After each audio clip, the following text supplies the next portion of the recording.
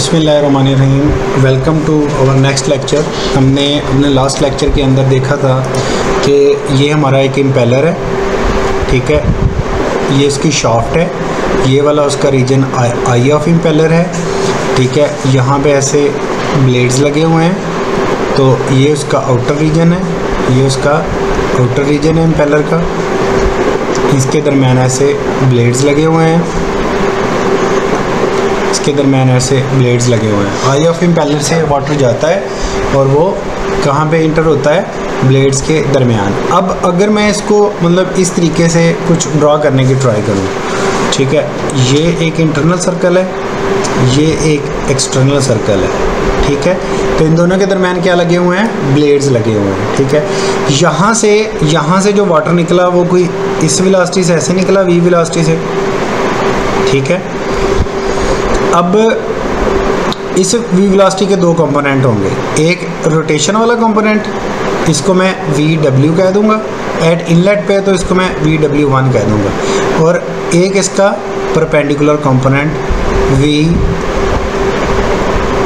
Of flow one, flow direction की तरफ। अब स्टूडेंट्स यहाँ पे जो समझने वाली बात है कि हम किसी भी चीज़ का जो कंपोनेंट है, कंपोनेंट, वो उसका फिज़िकल मतलब क्या होता है? कंपोनेंट का मतलब होता है जूज़। कंपोनेंट का क्या मतलब होता है? जूज़।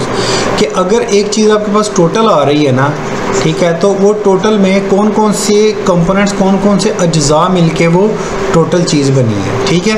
अब अगर लेट्स सपोज मेरे पास ये एक ब्लॉक है, मैं इसको 10 न्यूटन की फोर्स इधर लगाता हूँ, ठीक है, और 10 न्यूटन की फोर्स इधर लगाता हूँ, तो ये ब्लॉक क्या होगा? ये इधर मूव करेगा बेसिकली, ठीक है। तो ये जो डायगोनल में मूव किया है ना, बेसिकली इसका अगर मैं वेक्टोरियल डायग्राम ड्रॉ करूँगा ना, तो वो कुछ इस तरीके की बनेगी।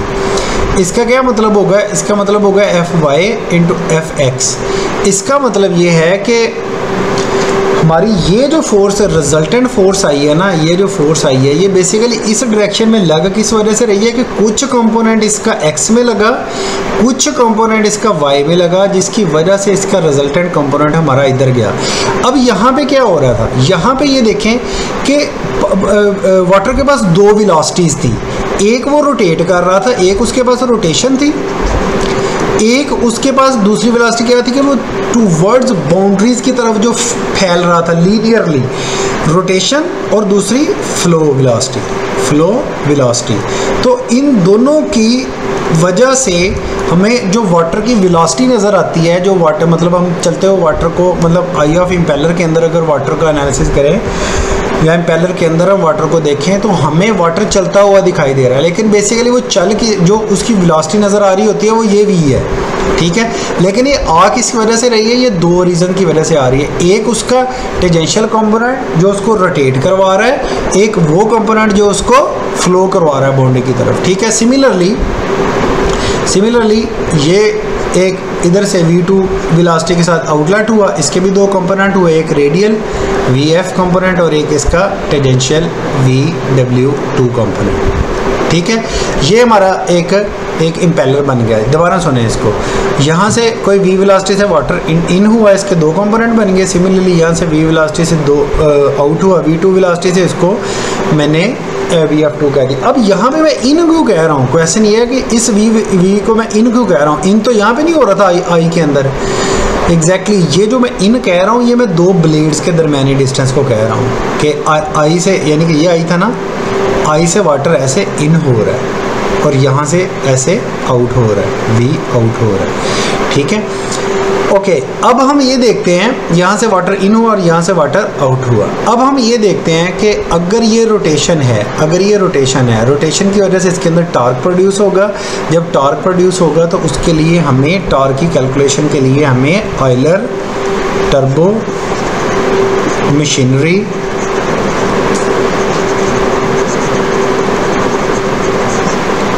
इक्वेशन ये हमें देखनी पड़ेगी। तो ये बड़ी सिंपल है, छोटे से इसके स्टेप्स हैं, देख लेते हैं। उससे पहले ऑयलर टर्बो मशीनरी इक्वेशन हमें किस चीज़ के बारे में बताती है? It gives the equation two calculate torque. Calculate the torque. अब टॉर्क हमारे पास किसके बराबर होता है? आर क्रॉस एफ के।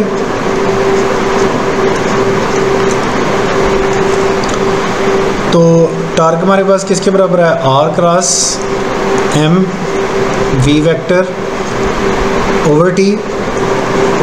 तो डिवीजन का असूल है, मैं इसको पूरे को कर देता हूँ। टॉर्क किसके बराबर हो? R cross M V divided by T. तो टॉर्क किसके बराबर आया? R cross P divided by T. What is this? What is R cross P? R cross P is equal to what is mv? This is linear momentum.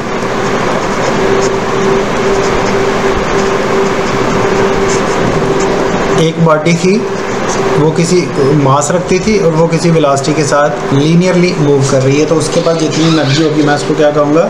Linear momentum. अब अगर are cross P है, अब are cross P का क्या मतलब है? Perpendicular distance time linear momentum, ठीक है। या इसको मैं ऐसे कह सकता हूँ कि perpendicular distance multiply by linear momentum, यानी कि अगर ये जो बॉडी है ये अगर किसी डिस्टेंस के ऊपर मैं इसको घुमा दूँ और डिस्टेंस के ऊपर इसको मैं घुमा दूँ, तो ये मेरा क्या बन जाएगा? ये मोमेंट बन जाएगा मेरा, moment of linear momentum, moment of linear momentum. Moment में क्यों कह रहा हूँ?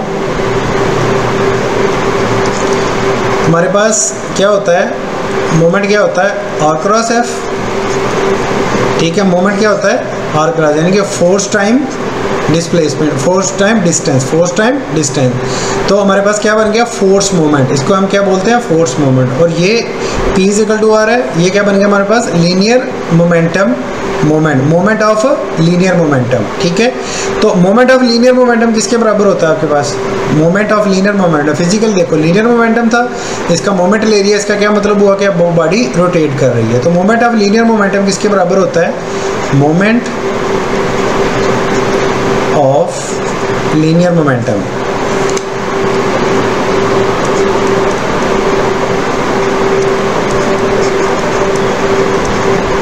ये किसके बराबर होता है? Angular momentum, angular momentum. तो हमारे पास एंगुलर मोमेंटम क्या आ गया? Sorry, moment of linear momentum, sorry, ये rate of change of moment of linear momentum. ये किसके बराबर होता है हमारे पास? I am really sorry,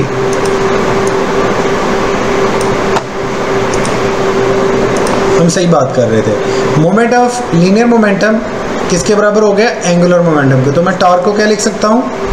momentum, angular momentum divided by T. तो इसका क्या मतलब हुआ? The rate of change of angular momentum, यहाँ से हम टॉर्क को डिफाइन करेंगे, the rate of change of angular momentum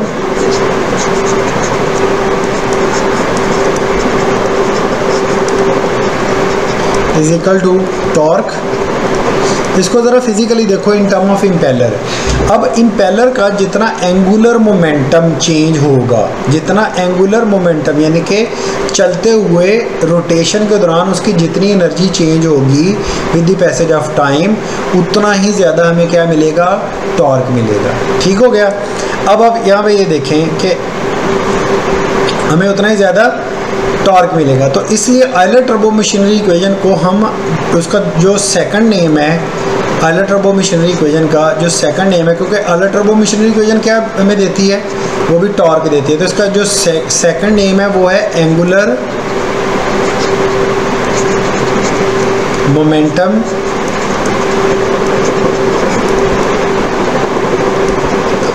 theorem. ठीक है। Angular momentum theorem. अब एंगुलर मोमेंटम थ्योरम हमने इसको प्रूव करना है, ठीक है, एंगुलर मोमेंटम थ्योरम को। अब हमारे पास हमें पता है कि टॉर्क क्या होता है, the rate of change of momentum, the rate of change of momentum for control mass system. अब ये मैंने ऐसे क्यों लिखा है, मैंने आपको बताया था कि जब हमने रेनॉल्ड ट्रांसपोर्ट थ्योरम देखा था तो उसमें हमने क्या किया था कि ये हमारे पास एक क्यूबिक एलिमेंट है, इसके अंदर अगर मैं छोटा सा डी वी मैंने लैदा किया था, ठीक है, डी वी, और देन इसको मैंने इंटीग्रेट कर दिया था पूरे के पूरे कंट्रोल वॉल्यूम के ऊपर। अब मैं ये कह रहा हूँ कि मेरे पास एक इम्पेलर है, मेरे पास एक इस तरह का एक इम्पेलर है, ठीक है, ये एक इम्पेलर है। एक है इसका कंट्रोल मास सिस्टम कि मैं इसको पूरे के पूरे को जेनेरिकली डील करूं, क्या डील करूं, पूरे के पूरे को जेनेरिकली डील करूं, और उसको मैंने कह दिया कि dm/dt rate of change of angular momentum इस पूरे के पूरे का जो कंट्रोल मास सिस्टम के मुताबिक था वो कंट्रोल मास सिस्टम के मुताबिक किसके बराबर होगा, dm/dt कंट्रोल मास सिस्टम। लेकिन हम इसको कंट्रोल रेनॉल्ड ट्रांसपोर्ट थ्योरम लगा के इसको कन्वर्ट करेंगे कंट्रोल वॉल्यूम अप्रोच पे, क्योंकि हमने पूरे सिस्टम को स्टडी नहीं कर रहे, हम जस्ट अपने इस डब्बे को कंसिडर कर रहे हैं जिसके अंदर हमारा क्या चीज़ पड़ी हुई है, जिसमें हमारा पंप पड़ा हुआ है, ठीक है। तो उसके लिए मैंने आपको बताया था कि रेनॉल्ड ट्रांसपोर्ट थ्योरम के मुताबिक हमारे पास पहली क्या आती है, पार्शियल और पार्शियल टी, यहाँ पे सी वी कंट्रोल वॉल्यूम, ठीक है, और हमारे पास क्या आ गया, एंगुलर मोमेंटम। बल्कि इस इक्वेशन से पहले हम अगर ये हम कंट्रोल मास के लिए हमें क्या चीज़ लेनी पड़ती है, मैं एक नई टर्म डिफाइन करवाता हूँ, angular momentum, angular momentum per unit mass. ये मैंने क्यों करवाई, क्योंकि इस पूरे के पूरे कंट्रोल वॉल्यूम के अंदर अगर मैं एक छोटा सा कंट्रोल वॉल्यूम अलहदा करूं जिसका मास क्या था, dm था, जिसका मास क्या था, dm था, एक कंट्रोल वॉल्यूम मैं अलहदा करूं, मैं इसके ऊपर देखूं कि मेरा जो dm/dt था वो कंट्रोल वॉल्यूम में कैसे लग रहा था, ठीक है। इसको देखने के बाद मैं इसको इंटीग्रेट कर दूं पूरी बाउंड्रीज़ के ऊपर, ठीक है, इसको इंटीग्रेट कर दूं मैं पूरी बाउंड्रीज़ के ऊपर, तो मुझे क्या मिल जाएगा, मुझे ओवरऑल अपने इस कंट्रोल वॉल्यूम का एंगुलर मोमेंटम का रेडियन के टॉर्क मिल जाएगा, ठीक है। तो इसके मुताबिक अगर मैंने m निकालना हो तो मेरे, अच्छा उसके बाद मैंने ये टर्म क्यों इंट्रोड्यूस करवाई है ईटा वाली, इसकी रीज़न ये है कि जब हम इतने कंट्रोल वॉल्यूम से एक इनफाइनाइटेसिमली स्मॉल कंट्रोल वॉल्यूम अलहदा कर रहे हैं, ठीक है, इनफाइनाइटेसिमली स्मॉल कंट्रोल वॉल्यूम अलहदा कर रहे हैं, तो इसका क्या मतलब हुआ कि जो हम एंगुलर मोमेंटम की बात कर रहे हैं वो भी तो पर यूनिट मास, यानी कि एक यूनिट मास ले लिया, उसमें देखेंगे हमें पूरे पानी से कंसर्न नहीं है, हम उसके अंदर देखेंगे कि कितना मोमेंटम ट्रांसफ़र हुआ है एक यूनिट मास में, और उस यूनिट मास को देना हम पूरे के पूरे इम्पेलर के मास में इंटीग्रेट कर देंगे और देखेंगे कि ओवरऑल मोमेंटम कितना ट्रांसफ़र हुआ है। तो इसलिए यहाँ पे मैंने angular momentum per unit mass ले लिया और वो मैंने ईटा ले लिया। ईटा किसके बराबर आ गया, अब ईटा m किसके बराबर आ गया, एंगुलर मोमेंटम पे। अब इस एंगुलर मोमेंटम के ऊपर मैं वो लगाऊंगा ये टॉर्क वाली इक्वेशन। देखें यहाँ पे क्या आ गई, partial over partial T C V eta, हाँ जी ईटा, आगे ये क्या था, ये क्या था m, ठीक है, पर यूनिट मास। तो यूनिट मास में इसका मास मैंने कितना लिया हुआ, dm, unit mass for dm। तो मैं इसको क्या लिखूंगा, रो डी वी। क्यों रो डी वी, क्योंकि इसका जो मास है वो, इसका जो वॉल्यूम था वो स्मॉल कंट्रोल वॉल्यूम था, इसको मल्टीप्लाई कर दिया मैंने रो में। ये रेनॉल्ड ट्रांसपोर्ट थ्योरम में मैंने बड़ी डिटेल में बताया हुआ है, अब मैं इसकी डिटेल में नहीं जाऊंगा, ठीक है। तो ये हमारे पास क्या आ गया, ये हमारे पास बन गया dm, ये हमारे पास क्या बन गया dm, और इसको मैंने मल्टीप्लाई करवा दिया ईटा से, तो ये हमारे पास m बन गया, eta multiply by dm, eta multiply by dm, eta multiply by dm, तो हमारे पास m बन गया, तो इसको टाइम पे डिवाइड कर दिया, तो ये क्या बन गया, टॉर्क। सिमिलरली अब ये इसको इंटीग्रेट कर दिया पूरे के पूरे कंट्रोल वॉल्यूम पे, ये हमारे पास वो बन गया, इंटरनल वॉल्यूम बन गया। अब मैं थ्रू बाउंड्रीज पे देखता हूँ, सी वी में मुझे पता है कि ईटा वैसे ही आ गया, और V R dot N into D A. V R dot N का फिजिकल मतलब क्या है? वी आर डॉट एन का मतलब है कि जो रिलेटिव वेलोसिटी से पानी बाहर निकल रहा है, यहाँ से मैंने आपको बताया था कि यहाँ से अगर मैं डी ए अलहदा करूँ, ठीक है, तो उधर से एक इसका नॉर्मल, एक यहाँ से जो वेलोसिटी, जिस रिलेटिव वेलोसिटी, अब यहाँ पे मैं आगे चल के बताऊँगा कि why I am taking relative velocity. Relative इसलिए क्योंकि इम्पेलर भी रोटेट कर रहा है और इसके अंदर गुजरने वाला पानी भी रोटेट कर रहा है। जब दो चीज़ें इकट्ठी रोटेट कर रही हों तो उनको कंपैरिजन के लिए हम उनका रिलेटिव लेते हैं, तो इसलिए यहाँ पे रिलेटिव वेलोसिटी लिखा। तो हमारे पास क्या आ गया? टॉर्क किसके बराबर आ गया? Torque is equal to partial over partial T C V eta rho D V plus C S control surface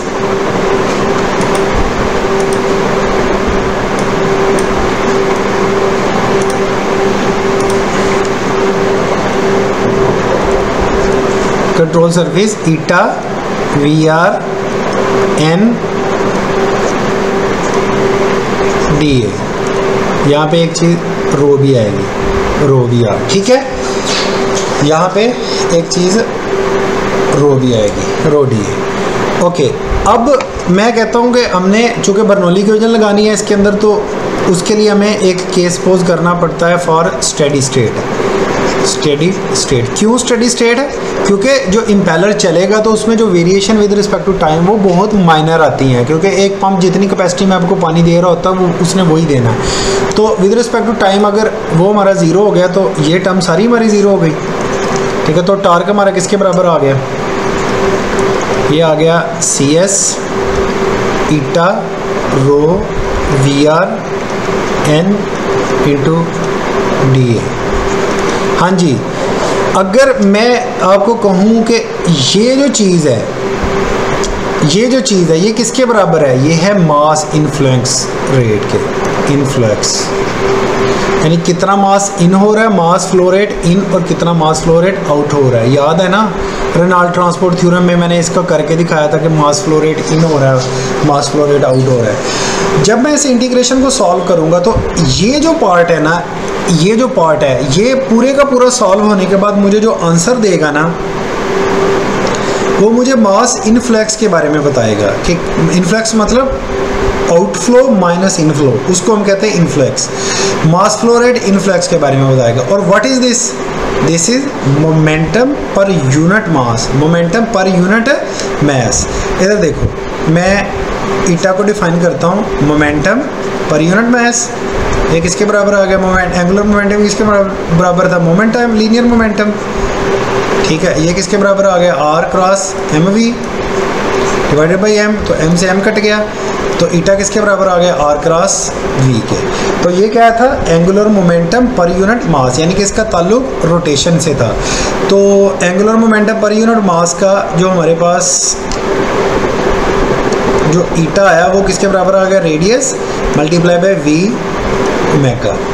we omega क्यों कह रहा हूँ? क्योंकि वी विर्ल, डब्ल्यू से मुराद क्या है? वी विर्ल, यानी कि रोटेशन वाली वेलोसिटी दो तरह की थी ना, मैंने पिछले क्लिप में बताया, एक वी एफ थी और एक वी रोटेशन थी। यहाँ पे वी एफ क्यों नहीं ले रहा? क्योंकि हम इसका फार्मूला लिख रहे हैं जिसका ताल्लुक रोटेशन से है, तो इसलिए मैंने इसको वी डब्ल्यू लिखा है, ठीक है। अब इस जो इक्वेशन नंबर 1 है, इसको मैं, चूँकि ये जर्नल है इनफ्लक्स के, तो मैं इसको नेट लिख लेता हूँ आउटफ्लो माइनस इनफ्लो के लिए।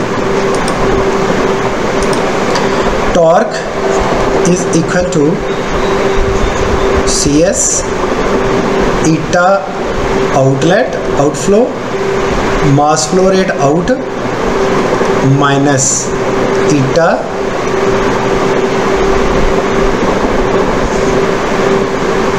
सी S inlet mass flow rate in, ठीक है। टॉर्क हमारा किसके बराबर आ गया? फिर अब रही बात, इस पूरे इंटीग्रल को सॉल्व करेंगे तो मास फ्लो रेट में मिलेगा, जो कि इसके बराबर आ गया हमारा मास इनलेट के, और मास इनलेट और मास आउटलेट पे। अच्छा, इसकी जगह पे ईटा आउटलेट की जगह पे मैं इसको R2 वी ओमेगा 2 लिख दूंगा। क्यों? क्योंकि मैंने आपको बताया कि अगर ये हमारा इम्पेलर है, यहाँ पे ये अगर ब्लेड है तो यहाँ पे ये जो चीज़ है ये 1 है और ये आउटलेट पे क्या है 2 है।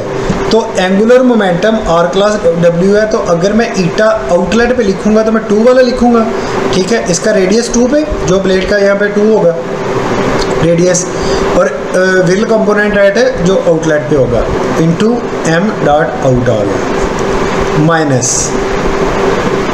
R1 W V W 1 into M dot in. ठीक है, यहाँ तक समझ लग गई।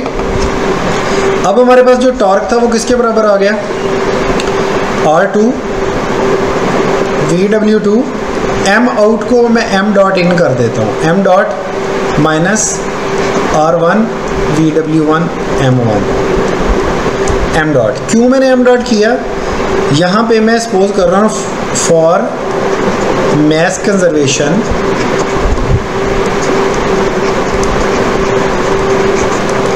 मेरा जितना मास इन हो रहा था उतना ही आउट हो रहा था, तो इसको मैं एक जनरल टर्म में मास फ्लो रेट कह देता हूँ। ठीक है, हाँ जी। टॉर्क किसके बराबर आ गया मेरे पास, M dot R2 VW2 minus R1 VW1।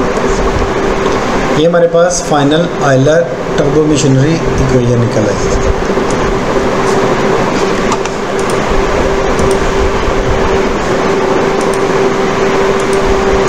हमारे पास क्या निकला है, आयलर टर्बो मशीनरी इक्वेशन निकला है।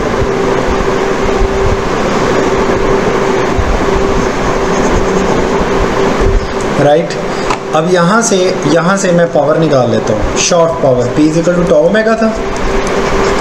ठीक है, P equal to tau omega. अब पावर किसके बराबर आ गई, m dot R2 VW2 minus R1 VW1। ये याद है ना कि ये क्या है, R2 VW2, ये आउटलेट पे एनर्जी थी, आउटलेट पे जो वाटर वेलोसिटी मल्टीप्लाई बाय जो रेडियस निकला है, और ये इनलेट पे था, तो आउटलेट माइनस इनलेट। अगर मैं इसको पहले ले आऊँ और इसको बाद में, तो फिर क्या होगा, इनलेट माइनस आउटलेट, वो मैं बताता हूँ आगे चल के। ठीक है, तो पावर मेरी किसके बराबर आ गई, आउटलेट माइनस इनलेट, तो ओमेगा। अब देखो मैं ये कहता हूँ कि मेरे पास जब ये ओमेगा से मल्टीप्लाई हुआ तो यहाँ पे इसको मैं कर देता हूँ m dot R2 omega VW2 minus R1 omega VW1। Omega को 1 2 क्यों नहीं लिख रहा, क्योंकि ब्लेड का इनलेट हो या आउटलेट हो, दोनों सूरतों में ब्लेड ने एक ही RPM से रोटेट करना है। ठीक है, अब यहाँ पे m डॉट किसके बराबर आ गया, U2 VW2 minus U1 VW1। Why U is the U2 is the tangential, ये linear velocity of flow of impeller blade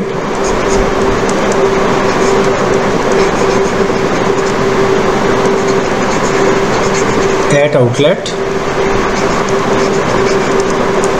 और U1 क्या है, ब्लेड की वेलोसिटी एट इनलेट। तो हमारे पास पावर क्या किसके बराबर आ गया, formula P is equal to m dot U2 VW2 minus U1 VW1। Okay, हाँ जी, इसको ज़रा थोड़ा सा ना इसको ऑपरेट करते हैं इसको। ये अगर मैं ज़रा m डॉट U2 VW2 का यूनिट निकालूँ तो वो वाट निकलेगा, तो ये कहाँ पे एनर्जी है, आउटलेट पे, किसकी, वाटर की, आउटलेट वाटर एनर्जी। और ये क्या है, सिमिलरली m को इधर मल्टीप्लाई करो तो इनलेट पे वाटर एनर्जी। ठीक है, हाँ जी। अब आप ये देखिए कि यही आयलर टर्बो मशीनरी इक्वेशन हम फॉर टर्बाइंस के लिए लिखेंगे ना, तो ये कुछ ऐसे बनेगी, P is equal to m dot U1 VW1 minus U2 VW2। और यही जब हम फॉर पंप्स के लिए लिखेंगे, जो हमने ऊपर बनाई है वो क्या बनेगी, m dot U2 VW2 minus U1 VW1। हमें कैसे पता चला, देखें टरबाइन में क्या होता है कि जैसे मैंने आपको बताया था कि पानी एनर्जी वाला आता है, टरबाइन को घुमाता है, घुमाने के बाद आउटलेट पे जब वो जाता है तो उसकी एनर्जी कम रह जाती है। तो इनलेट पे U1 एनर्जी ग्रेटर है, माइनस जो आउटलेट वाटर की एनर्जी है, पावर है, वो कम है। ठीक है, तो इनलेट माइनस आउटलेट, तो ये हमारे पास किसके बराबर आ गया, पावर ऑफ उसकी आ गई जो हमें पावर डिलीवर कर रहे हैं शाफ्ट को। ठीक है, power deliver to shaft. For pump के केस में किसके बराबर आ गई कि हमारी U2 VW2 था, m डॉट से हमने इसको मल्टीप्लाई किया तो हमारे पास किसके बराबर आ गया, ये पावर एट आउटलेट पे आ गई। तो आउटलेट पावर ज़्यादा है, इनलेट पावर कम है वाटर की। ठीक है, तो ये किस केस में होता है, ये फॉर पंप के केस में होता है। तो इस तरीके से ये हमारी आयलर टर्बो मिशनरी इक्वेशन ख़त्म हो गई। तो इसको मैं आपको दिखा देता हूँ किताब से। ये देखें, ये हमने सेंट्रीफ्यूगल पंप पढ़ लिया। ठीक है, ये हमने सारा देख लिया इस चीज़ का, इसको आपने क्लियर कर लेना है। ये इसका साइड व्यू दिखाया हुआ है उसमें। ठीक है, ये देखें, ये अगर मैं आपको दिखा पाऊँ, ये जो दो डिस्टेंस है, ये दो दरमियानी डिस्टेंस है, ये वाला डिस्टेंस है। ये हमें जो ये बता रहा है, ये दो ब्लेड्स के दरमियान डिस्टेंस नहीं है, ये दो ब्लेड्स के दरमियान डिस्टेंस नहीं है। ये देखिए, ये डिप्रेशन है जो मैं आपको बता रहा था। अगर इसको मतलब एक इम्पेलर को साइड से देखेंगे ना, तो ये वो गड़ा है जो मैं आपको, जो मैंने बताया नहीं था कि ऐसे जो गड़ा है, तो ये वाली जो लेंथ होगी ये हमारे पास B के बराबर होगी। तो मैंने इसका एरिया लेके दिखाया था, मैंने कहा था 2πr इंटू B1, ये वो वाला B है। इसको कंफ्यूज नहीं करना इस चीज़ से। मतलब जैसे एक मशीन का, एक वॉशिंग मशीन का इम्पेलर होता है ना, इसके अंदर सेमी ओपन इम्पेलर, उसको वो अगर सर्कल में होता है तो उसको ऐसे साइड से देखेंगे ना, तो उसका जो नीचे की तरफ जो ब्रेड्थ है वो ज़्यादा नज़र आएगी। जैसे जैसे हम ऊपर की तरफ जाते हैं तो वो थोड़ा सा पिंच सा करता जाता है, मतलब वो ऐसे नज़र आता है हमें। ठीक है, ऐसे। तो उसकी उस ब्लेड की ये वाली जो ब्रेड्थ होती है ये ज़्यादा होती है एज़ कम्पेयर टू इसके। ठीक है, तो इस चीज़ को इससे कंफ्यूज नहीं करना आप लोगों ने। हाँ जी जनाब, आगे चलते हैं। ये हमने पढ़ लिया। ठीक है, अच्छा ये मैं थोड़ा सा बताना भूल गया हूँ आपको। यहाँ पे देखिएगा, हमारे पास एक तो हमने इम्पेलर को पढ़ा है with respect to casing, shroud, यानी कि ओपन, सेमी ओपन या क्लोज। एक होता है ड्यू टू रोटेशन और कर्वेचर के लिहाज से। एक हमारे पास होता है फॉरवर्ड। देखें, ब्लेड का कर्वेचर और रोटेशन अगर अपोजिट हों तो ये होता है बैकवर्ड इंक्लाइंड।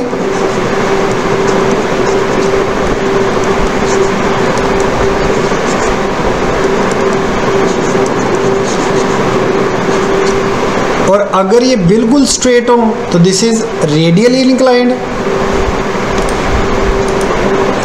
और अगर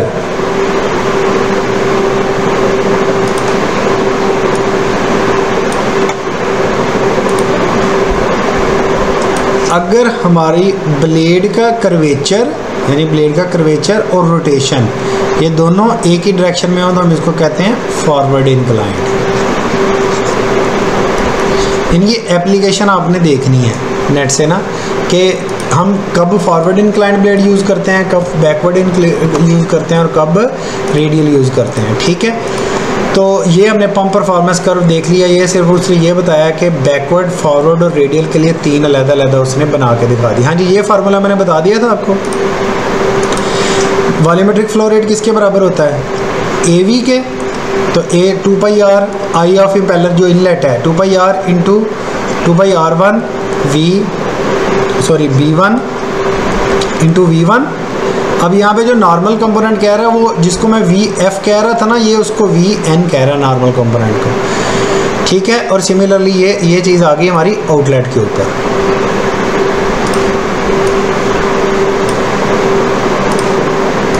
हाँ जी, आगे चलें। ये हमारा आ गया, कहता we assume that the flow is everywhere tangent to blade surface when viewed from reference frame rotating with the blade. ठीक है, अच्छा जनाब, ये इक्वेशन नंबर 4, ये फिगर मैंने करके दिखा दिया आपको। ये किसी वेलोसिटी से इनलेट हो रहा था, इसके दो कंपोनेंट थे, वी फ्लो और वी टेंजेंशियल। सिमिलरली आउटलेट के ऊपर था। तो ये हमने इसका आयलर टर्बो मशीनरी इक्वेशन हमने निकाल रही है, रो क्यू R2 V2। ये मैंने मास फ्लो रेट लिख रहा था, तो उसने मास यहाँ पे मैं इसको m डॉट लिख रहा था, यहाँ पे m डॉट को उसने रो v डॉट कर दिया, रो ए वी कर दिया उसको। तो रो ए वी नहीं होता मास फ्लो रेट, तो ये हमारा किसके बराबर आ गया, आयलर टर्बो मशीनरी इक्वेशन। तो आयलर टर्बो मशीनरी इक्वेशन से हम लोगों ने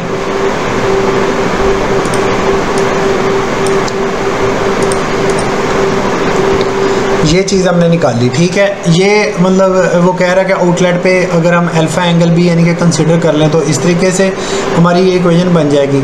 तो ये ब्रेक हॉर्स पावर जो मैंने आपको निकाल के दिखा दी है वो हमारे किसके बराबर आ गई, रो ओमेगा वी डॉट, ये मैंने करके दिखा दिया आपको। वाटर हॉर्स पावर हमारे पास इसके बराबर थी, which is solve for net head. अब ये देखें कि नेट हेड हमारा कैसे निकलेगा। नेट हेड हमारा ऐसे निकलेगा कि रो ओमेगा वी डॉट, ठीक है, इंटू R2। देखें ओमेगा अंदर चला गया, R2 V2 वो सारी चीज़ें वही बाहर रह गई। तो हमारी बाहर क्या बन गई, m डॉट है। ठीक है, m डॉट है। तो m डॉट में ठीक है, तो फ्लूइड मैकेनिक्स के अंदर जो हमारा हेड होता है इसको हम डिफाइन करते हैं। हेड हमारा किसके बराबर होता है, पावर या एनर्जी पर यूनिट वेट।